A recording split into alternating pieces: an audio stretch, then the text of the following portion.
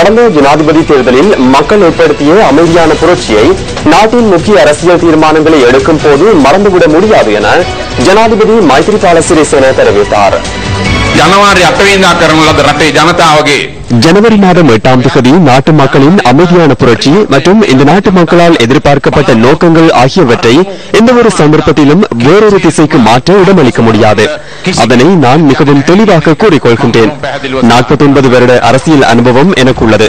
நான் அவசரமாக அரசியலுக்குள் பிரவேசிக்கவில்லை என்பதை நீங்கள் அறிவீர்கள். அதனால் எனக்குள்ள அனுபவத்தை கொண்டு நான் பணியாற்றுவேன்.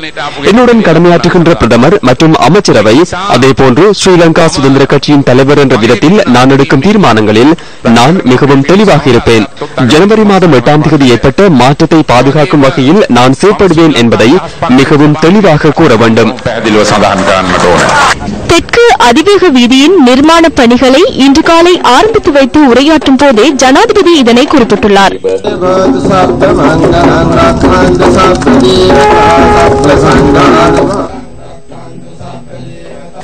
4 கட்டங்களாக நிர்மாணிக்கப்படவுள்ள இந்த அதிவேக வீதியின் முதலாவது கட்டம் மாத்தறை கொடகமுவில் இருந்து பலியொத்து வரை நிர்மாணிக்கப்படவுள்ளது.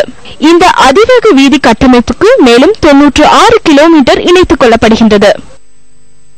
අපි දන්නවා අපේ රටේ පහුගිය කාලය තුල ඉදිකරපු මාර්ග තියෙනවා. இந்த நாட்டில் கடந்த காலங்களில் நிர்மாணிக்கப்பட்ட வீதிகள் குறித்து நீங்கள் அறிவீர்கள். 2 அல்லது 3 பிரிவுகளாக காணப்படுகின்றன. என்று அந்த வீதிகளில் செல்வதற்கு வாகனங்கள் கிடையாது. அந்த வீதிகளில் மக்களும் செல்வதில்லை.